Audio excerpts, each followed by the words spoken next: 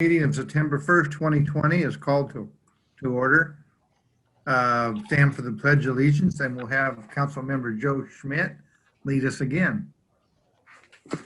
I pledge allegiance to the flag of the United States of America and to the republic for which it stands, one nation under God, indivisible, with liberty and justice for all.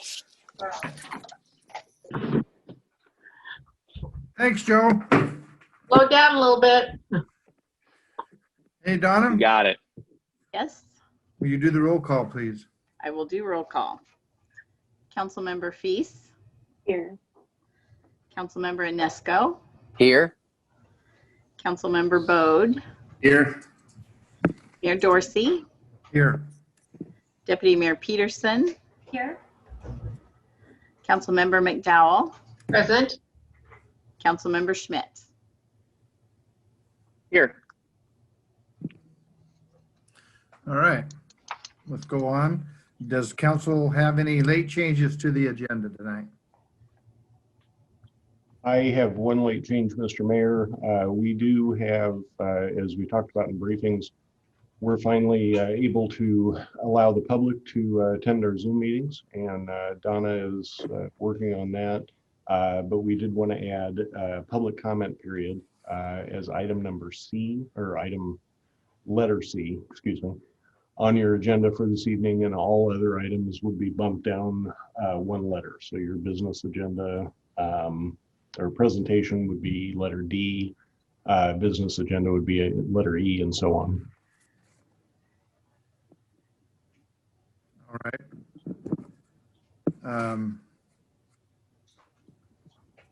Donna, should I read this part in the red? Yes, please do. All right, thank you. Members of the public can make public comments on both the business agenda and the action agenda. Option number 1, join the Zoom meeting by clicking on the link that is displayed on the city's webpage. The link is listed on the agendas and minutes page under the tab that says more. Option number 2 is to email City Manager Jeff Knighton. And option number 3 is to call Jeff's office phone.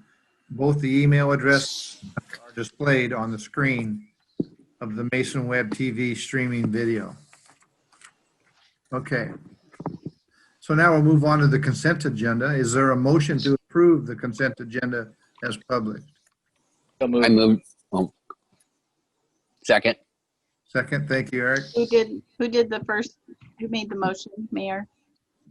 Joe. Pardon me? Joe made the Oh, Joe. motion and Eric second. Thank you. Yeah.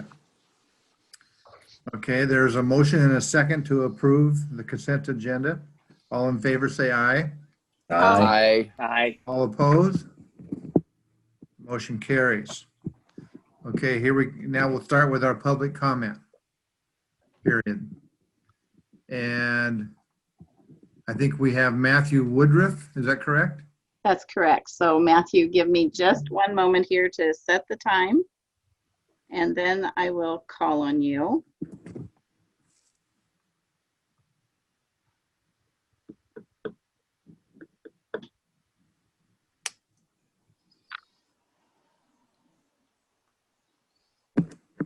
Okay, Matthew, you can unmute yourself and make your comment. Yeah, hello, my name is Matthew Woodruff. I live in the city of Shelton over on Turner and 12th Street. And every day I have to go to work like most of us and do my job. And on the way there, I see a playground there. I think it's Neyland Park. And I noticed that the playground is closed every day, and which doesn't allow much opportunity for my kids to run around and swing on swings and go down slides. And I'm pretty concerned about that because I just don't see the numbers and COVID deaths or cases or anything for any kind of age group that would put my children in danger or my neighbors' children in danger. You know, I see more of a problem with my children not being able to release their energy and get outside and run and laugh and play. They're more cooped up inside our property, our house, as opposed to being able to get outside and be around other people. And that's pretty concerning to me. I've been able to call every council member's phone, and I've left messages with all about this, and been able to raise my concerns. And I've only been able to talk to 4 people out of the 7 that I called, and that's concerning to me as well. One even has a voicemail that's too full to even leave a voicemail with, and that's during a time where there hasn't been any public comment available at these meetings, and that's concerning to me. I was told by some of them that the council's worried about having to tell kids to get off the park and having to basically police kids. Well, I understand that that's not what you want to do. I don't see how the council or the city has any right to tell children what to do. They just have the right to tell the parents. This is the law, and it's the parents' responsibility. And if we're concerned about telling kids what to do, maybe we should be a little bit more concerned about the drugs and the illegal activity that happens in those parks, and not worrying about whether there's too many kids wanting to go down a slide. Just within the last recent memory, we had a stabbing over at Loop Field in a park. I think we should be more concerned about those things than we are about whether or not children can swing or if they might get too close to each other. If it's an issue of staffing, I don't see how that could be an issue. It's the parents' responsibilities to look after the children, not the cities. I would appreciate if you, the council, would look into opening up the playground so that my kids and my neighbors' children can all play and have fun. We can do so safely. We know how to wash our hands. We know how to socially distance. And at the end of the day, when you look at the numbers, children just are not affected. They're not at risk. This is not a problem for the vast majority of kids. And we should have the right to choose for us, for our own children, if it's an acceptable risk or not. Excuse me, Matthew, that's 3 minutes. Thank you so much. I appreciate it. Thank you.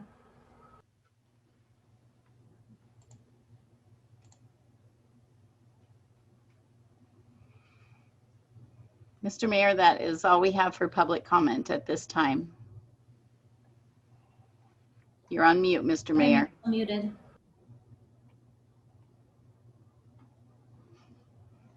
Kevin, you're still on mute.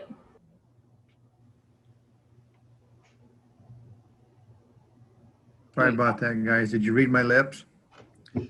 Now we have a video presentation on the lean process. The lean process team consisted of staff members from Community Development, Public Works, and Central Mason Fire. Donna and Tim have the details.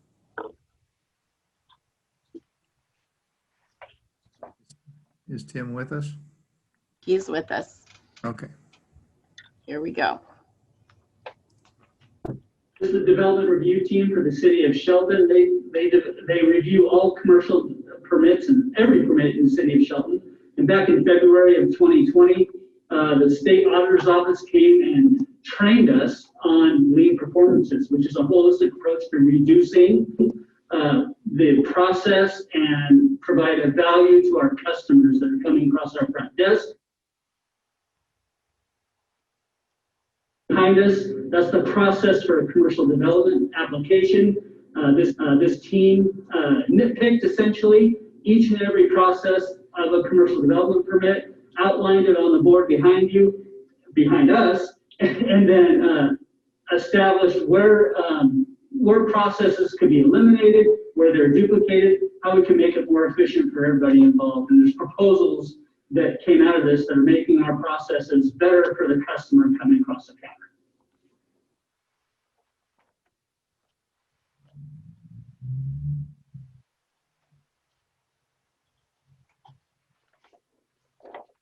Hi, I'm Jason. I'm part of the development review team. One of the things we found out during the process is something I think we all knew, but as we discussed it further, it became more important than a lot of the pieces you're going to hear about further, and that's the value of a pre-submission conference. At current, for a commercial project, a pre-submission conference is not required. Well, what is that, you might ask? What's pre-submission conference? Well, It's a situation where somebody applies with fairly minimal plans. They'll typically have a site plan, maybe floor plans that show a general concept and a type of use. They can then sit down with city staff, all the people that are going to be reviewing a permit, and get input at an early stage before they've invested in engineering, traffic studies, stormwater, utility plans, those sorts of things. And what we have found over the years, and I've been doing this for 15 years for the city of Shelton, what we have found are projects that go through the pre-submission conference come in at a much higher quality and are much closer to something we can approve at a first review. Not always, but sometimes they are. And it saves not only us time, but it saves the applicant time. When you're talking development, not only from a city standpoint, but from a developer standpoint, time is money. So one of the changes we're recommending, from our standpoint, time is money. So one of the changes we're recommending is that pre-submission conferences be required for commercial building permit applications of a certain scale. Hi, my name is Nicole, and we made a permit process checklist so we can bring in more accurate and more complete submittals. So we made a checklist to make sure applications are more complete. Anybody can be at the front counter and do the checklist with the customer so we can have our permits go out quicker in the future. I'm Keith Ritz, I'm the Deputy Fire Marshal. Something we did for the fire protection applications is go through them, update them with the new list of what we need, as well as combine them all into one list in the application to make it easier for the applicant so they don't have to figure out which applications they need to fill out. Evening, Council. My name is Ken Gill. I'm the city engineer. There's 3 big things that we did with this main process that helps out our commercial building permit process. One was one single person that it all goes to. Everything that comes in goes through one person, and then that one person can filter it back out again to the correct people to get it reviewed. Second thing was all electronic submittals. So instead of having the paper on the wall come in, you've got PDFs coming in that anybody can look at on the computer, and then redlining it, markups go out with electronic submittals also. So third big thing is updating our traffic impact fees. We're in the process of doing that. So instead of having uses that you don't use anymore or that people aren't building, you've got new uses so that you can give them the right and accurate fee. Hi, I'm Sean Thorlstrom. I'm the building official. And in the lean process, we found that it would better serve the customer to provide counter time between 8 and 10 o'clock in the morning on Mondays and Wednesdays for anybody that wants to come in and look at their plans. So, council members, we produced that video for you. We wanted to get those folks in front of you for quite a while. The process was completed in February. Everybody that participated worked really hard on it.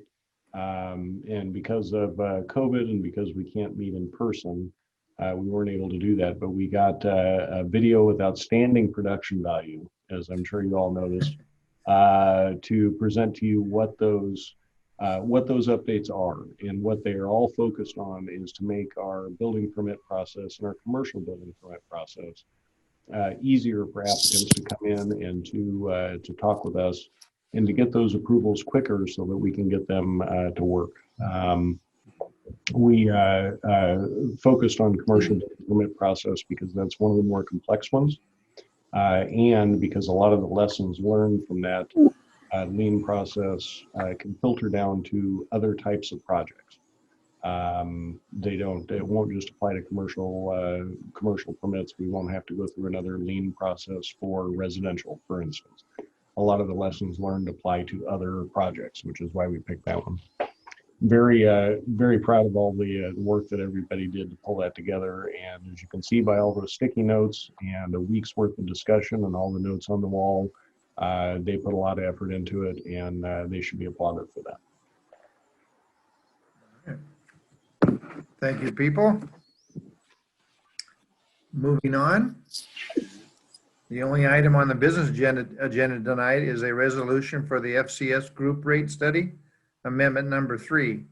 Public Works Administrative Manager Brooke Kills will give us more information. Yes, thank you, Mayor. All right, so this is the third contract amendment with the rate studies for the FCS group. The work has been completed so far for the second amendment that took place, and they've been working hard to do that. During that time, we have found that an audit is needed for our current stormwater accounts. We need to have them measure the impervious surface area, match it up to the stormwater accounts in our billing system, and identify any holes that we have. If there's any developed properties that aren't linked to a current account system, we need to find that out. And all of this stuff will help us build a foundation and a database for the monitoring activities and the inventory and inspection programs that are required for our new NPDES permit, the phase 2 permit. And all of this also is going to be covered by the grant that we received and the council accepted, I believe, was last October. Let's see here. So the new contract amendment is going to be for a total of, pardon me, I left my paper. We're adding $44,860 to this contract amendment for them to complete that whole audit. And so the new total contract amount is $79,920. Are there any questions? Right. Any questions for Ms. Kiltz? Third time's a charm. What's that? I said third time's a charm. Well, they've completed all the activities that we have asked them to so far, but this task that we've asked them to complete as far as the audit is something that we attempted to do in-house, but because there are so many accounts and there's not enough staff members to complete it, it would take months for us to complete it ourselves. And because this is something that is covered under the grant that we received back in October for the $95,000, that's something we felt it was a good use of those funds to assist us with this, especially since it is something that's going to benefit us during this phase 2 permit, all the stuff that we have to implement with that. Thanks. All right, any more questions while we can pause for public comment? Okay.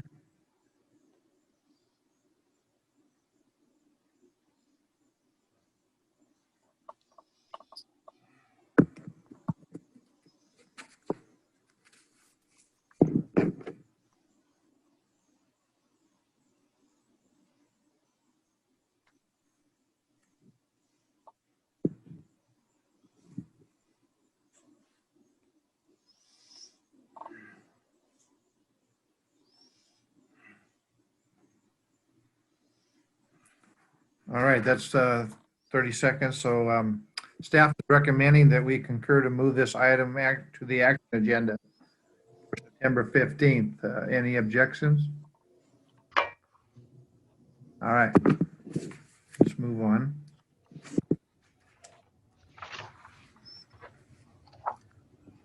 Move on to the action agenda now. The first item on the action agenda is the updating of 2 city policies. Administrative Services Director Michelle Sutherland is here to share with us. Is she? She was not able to make it this evening, Mr. Mayor. She had an appointment that she couldn't miss, so I'll go ahead and take over for her. Right. We have 2 new policies for the city that are in direct response to COVID-19. The first of those is limited duration, and it relates to the FFCRA, the Family First Coronavirus Response Act, which will be administered through the end of the year. That policy, and I can pull it up and just kind of read a little bit about that. Have it here. Is for 2 categories of leave. The first expands the existing FMLA coverage. And the second is for response to childcare. And this policy would be in effect through December 31st of this year. The second policy that we have relates to telecommuting. And The telecommunication policy is changing. This would be a permanent change, but it's basically with your department director or your direct supervisor's approval, you could work from home on a city-based laptop, which as the organization is moving toward the cloud, that's would make it more viable. It's an employee attraction tool going forward. And it also would allow people to have work-life balance as they're performing work in the city. Be happy to answer any questions about either of these policies. And we can move forward from there. This is just one part of the policy update, the more comprehensive policy update you'll be seeing later this year. But we wanted to get these implemented because they're in response to COVID and the Families First Coronavirus Relief Act. Jeff, I did just notice one small grammatical piece, which is on page 26 of the packet. Yep. I think that can probably be resolved with a Scrivener's correction, but the bullets 3, 4, and 5 don't relate to the STEM sentence. It's just a consistency thing. I have no issue with the content itself, but just want to make sure that as we're getting that recorded, it's done appropriately. Is that the so I was looking for that. So it's under eligibility. It says employees are eligible if they have job duties, if they can't be available, if there is minimal, if the employee's job. Okay, so the change would not affect the overall concept of the policy. So we can make that grammatical change. That's we'll get that fixed. Thank you. Mm-hmm. Jeff, on the daycare side of it, if schools are closed, well, schools are closed. Mm-hmm. So are we going to allow this until school reopens? We have. We started allowing telecommuting, easy for me to say, telecommuting during right when COVID-19 started to really affect the state in mid-March of this year. We brought everybody back, but then about 2 weeks ago, we offered the ability for people to work from home if they so chose. And with the department director's approval, very much in line with the policy that you see before you tonight. So that can happen today, but with the comprehensive policy update, making this permanent, should, fingers crossed, this never happens again, should anything like this ever happen again, this is not something that we would have to focus and spend time on since we'd already considered implementation of this policy now. I was referring to the leave of it. So could somebody actually take leave today until I'm sorry, COVID is over and partially be paid for that? And they could under FMLA, and that's the expanded FMLA protections that were included in the FFRCA. Okay, thank you. Mm-hmm. All right, we'll pause now for public comment. Okay.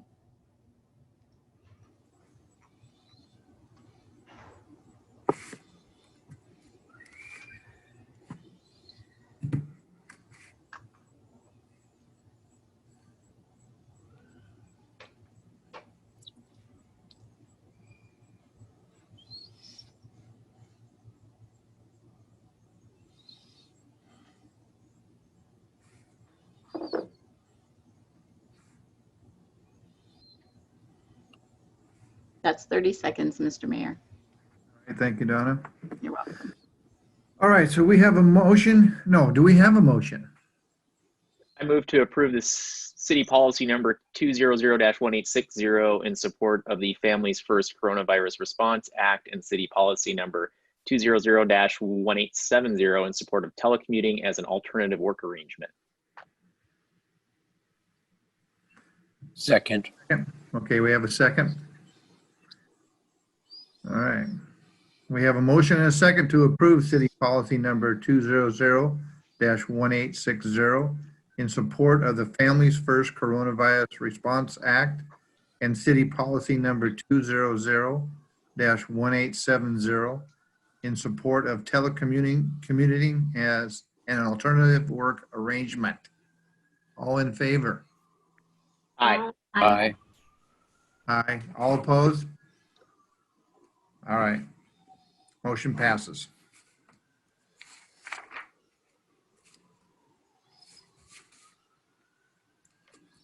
Okay. The next item is a resolution number 1168-0820 for 2020 residential paving. And city engineer Ken Gill will fill in the details for us. Wait a minute. There he is. All right. Good evening, council, and thank you for letting me present to you guys tonight. I'm going to share my screen with you real quick.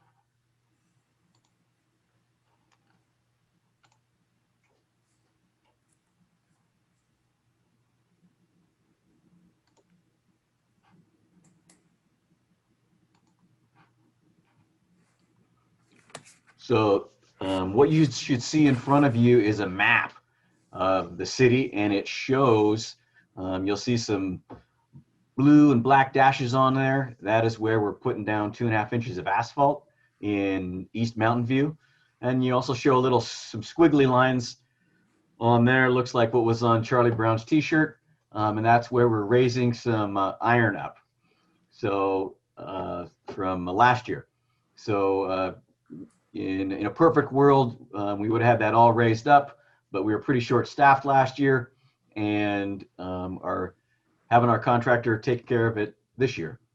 So Jay, I'm sure, did an excellent job presenting this last week, and I'm just going to ride on his coattails and finish it up there, and I'll let you guys open it up to any questions that you have. Anybody have any questions? In that case, we'll pause 30 seconds for public comment.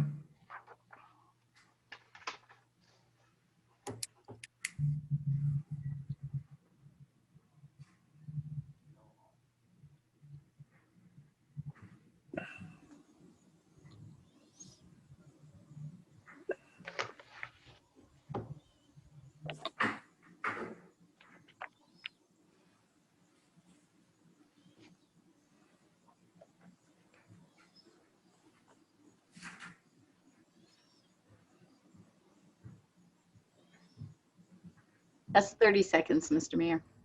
Thank you, Donna. You're welcome. At this point, we're going to ask for a reading of resolution number 1168-0820. Resolution number 1168-0820, a resolution of the Council of the City of Shelton, Washington, authorizing the city manager to approve a public works contract with Agate Asphalt and Excavation for the completion of the 2020 residential paving project. Okay. Do we have a motion? I move to adopt resolution number 1168-0820, a resolution authorizing the city manager to sign the contract with Agate Asphalt and Excavation for the 2020 residential paving project. And I'll second that. All right. We have a motion and a second to adopt resolution number 1168-0820, a resolution authorizing city manager to sign the contract with Agate Asphalt and Excavation for the 2020 residential paving project. All in favor, say aye. Aye. Aye. All opposed? Motion carries. All right, let's move on. We have another resolution for 2020 chip seal. You're up again. Good evening again. So another asphalt project presented to you tonight. It's like double duty tonight. So again, I'm going to share my screen with you, and I'm going to flip to a different map. So same map, just different kind of asphalt. This is chip seal. So the line in blue, they're starting right in front of the hospital. We'll pick up where we left off last year. We don't see the map, Ken. We're not yeah. Okay, see the map. Okay. Let me share my screen.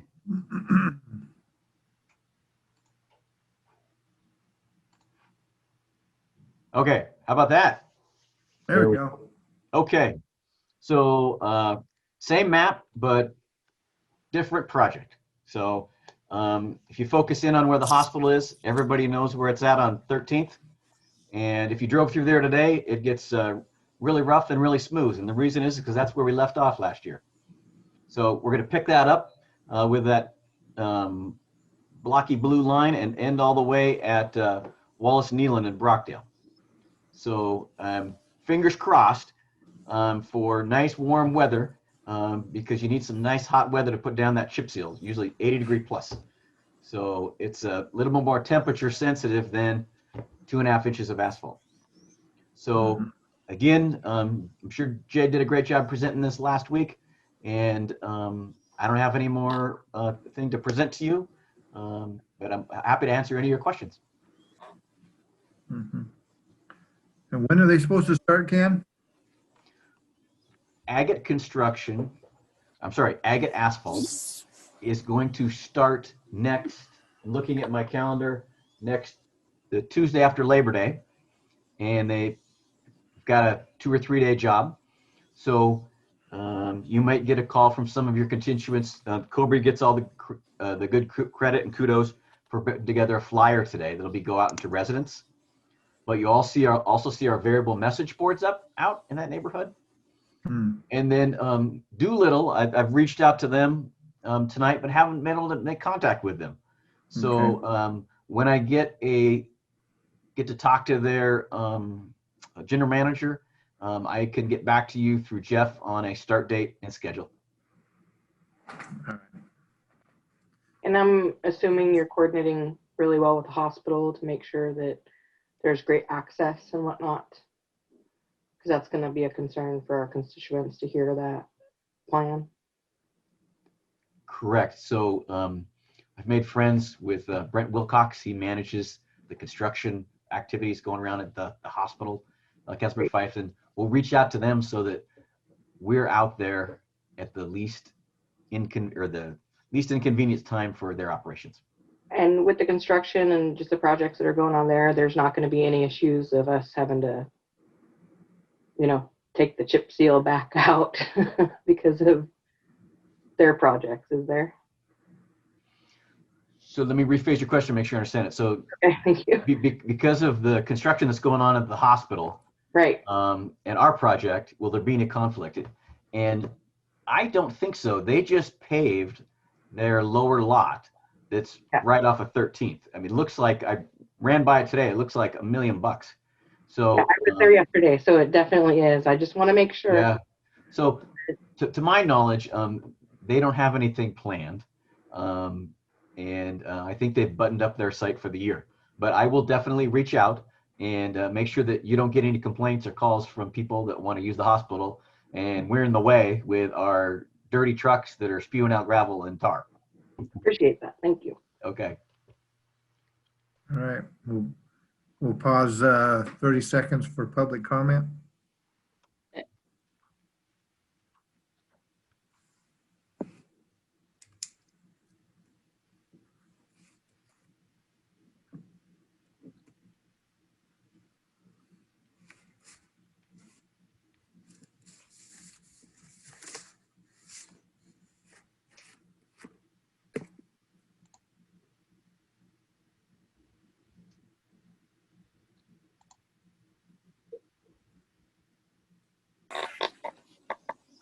That's 30 seconds, Mr. Mayor. All right, thank you, Donna. Would you give us a reading of resolution number 1167-0820? I will. Resolution number 1167-0820, a resolution of the Council of the City of Shelton, Washington, excuse me, authorizing the city manager to approve a public works contract with Doolittle Construction for the completion of the 2020 chip seal project, Schedule A. All right, do we have a motion? To adopt resolution number 1167-0820, a resolution authorizing the city manager to sign the contract with Doolittle Construction for the 2020 chip seal project. Okay, we have a motion. Oh, do you get a second? Second. Okay, here we go. We have a motion and a second to adopt resolution number 1167-0820. Resolution authorizing the city manager to sign the contract with Doolittle Construction for the 2020 chip seal project. All in favor, say aye. Aye. All opposed? Motion carries. All right, let's move on. The last action item is a resolution for the purchase and sale agreement for Simpson Properties. City Manager Jeff Knighton has the details for us. Thank you very much, Mr. Mayor, members of council, and members of the public. Tonight, we are having the second reading for the purchase and sale agreement for properties owned by Simpson Lumber. They are, the vast majority of those properties run from immediately north of Neyland Park out to the intersection with 101 and Railroad. And there are several other properties along the just north of State Route 3, up on the hillside where the cleanup was conducted several weeks ago, and looks fantastic. There was 4 tons of garbage hauled out of there. So I'm very happy to be able to do that or to facilitate that for the community. There are no changes from what you heard at our last meeting, with the exception of a provision that allows a transfer of water rights, any water rights that are associated with the property, along with this property transfer. And our liability, fiscal liability, is approximately $1,200 to pay for the real estate excise tax. And with that, I'd be happy to answer any questions that you might have. Just a comment. This is a great opportunity for us to have walking trails for people that come out of Neyland Park, and I'm really excited. Yeah, this was part of a robust public involvement process several years ago. A lot of people put a lot of time and effort into that project. And we want to make sure that we honor the work that they did. There will be further public involvement processes, both with the council and a standalone, as soon as we can figure out how to do that when none of us can get together. Thank you. All right, let's pause one more time for public comments.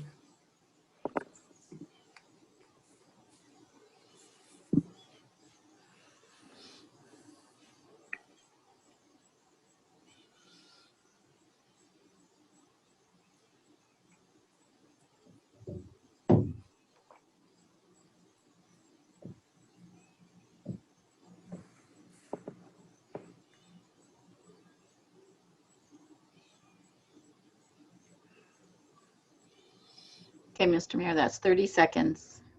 Okay, thank you. Donna, would you give us a reading of resolution number 1166-0820? Resolution number 1166-0820. A resolution of the Council of the City of Shelton, Washington, ratifying the purchase and sale agreement with Simpson Lumber Company, LLC, for conveyance of railroad, timber, and lumber properties. All right. Do we have a motion? I move. Oh, go ahead, Joe. I move that the city council authorize the mayor to sign on behalf of this Shelton City Council resolution number 1166-0820 and the real estate purchase and sale agreement with Simpson Lumber Company, LLC. Second. All right, we have a motion and a second to authorize me to sign on behalf of the Shelton City Council. Because it wasn't charged. Somebody say something? I'm sorry. I heard something. Resolution number 1166-0820 and the real estate purchase and sale agreement with Simpson Lumber Company, LLC. All in favor, say aye. Aye. Aye. Aye. All opposed? All right, motion passes. All right, let's move on to the city manager report by Mr. Jeff Knighton. Thank you very much, Mr. Mayor, members of council. I had planned to address this Anyway, but we heard from a citizen tonight regarding the playground closures. Couple of things I want to stress, that the parks themselves are still open. So there is an opportunity for children and all the citizens of the city to exercise, get out in the sunshine and enjoy the sunshine. I know there are other jurisdictions that have left their playgrounds open, but we don't know necessarily what their circumstances are.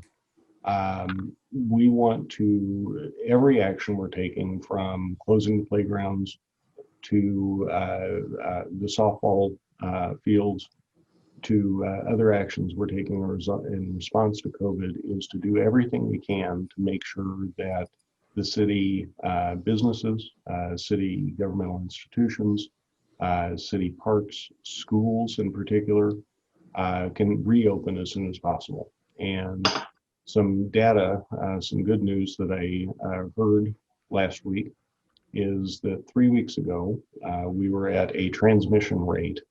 And when I say we, I mean the state of Washington. We were at a transmission rate of 1.12. And I know all of us that have been paying attention to the news know that the rate that we need to be at or below is 1. And I can say that the information I got late last week was that because of our efforts and other communities around the state, our transmission level had dropped to 0.97. So we are going in the right direction. And that's good news. And that, again, just to stress, every action that we've taken is to ensure that things like schools and businesses and city halls, so that we can conduct business in person again, are to make sure that happens as soon as possible. That's all I have. I'd be happy to answer any questions on that topic or any other that you have tonight. Anything from anybody? I just have a comment, not relating to that, but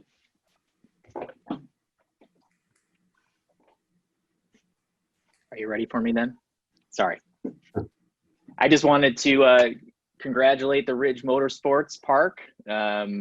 They successfully completed, albeit not what was intended originally, the first inaugural Moto America here in sunny Shelton, Washington. From what I heard, it was quite the awesome event. Unfortunately, with COVID and everything, the spectator portion of it was considerably cut back, of course, but man, what an awesome thing that occurred in just right across the highway there.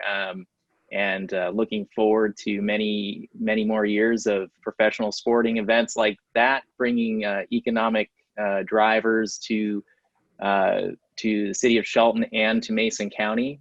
And specifically just want to congratulate Tracy Schmidt and her team at the Ridge, and I hope more wonderful things to come in the future with that partnership between the city and the Ridge. And yeah, it was just quite an awesome thing to have some national attention brought to Shelton, Washington. I did catch a couple clips on TV when they're panning and around the Olympics and the track in the background, and it was quite cool to see our little town hit the map for something pretty big and pretty positive. So just wanted to share that tonight.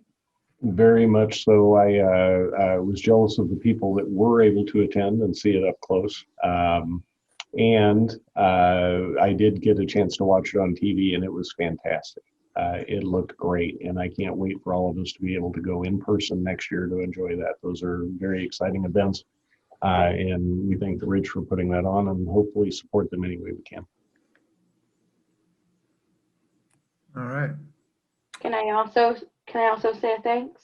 Yeah. Mayor? Yeah. Also love to see our new oyster. Tell me his name. I can't remember it right now. My brain's a little foggy. So we have a new representative up on the hill in my neighborhood. We have our oyster harvester that is celebrating Oyster Fest, and it's so heartwarming for me to see that every day. And so thanks for Rachel Hansen's continued work, and just all of us coming together as city and chamber and EDC and all of our businesses that continue to support our efforts. And again, even though we're in COVID times, we're strong and prideful folks, and we're going to come through this, and it takes all of us to come together again and support each other. And I'm excited, even though these are hard times, I'm excited to see, you know, where this trail is going to take us, really. I mean, I'm not trying to just be philosophical there, but it's literal too. You know, this is something that I think we've all wanted to see for our community, and, you know, I'm excited for our downtown as well. So thanks everybody for your hard work, and for the citizens that are on, and our staff and stuff. Thanks again to all of you too. Appreciate all of you. All right. Anything else? Okay. Our next meeting will be Tuesday, September 15th, 2020 at 6 o'clock. This meeting is adjourned at 6:46.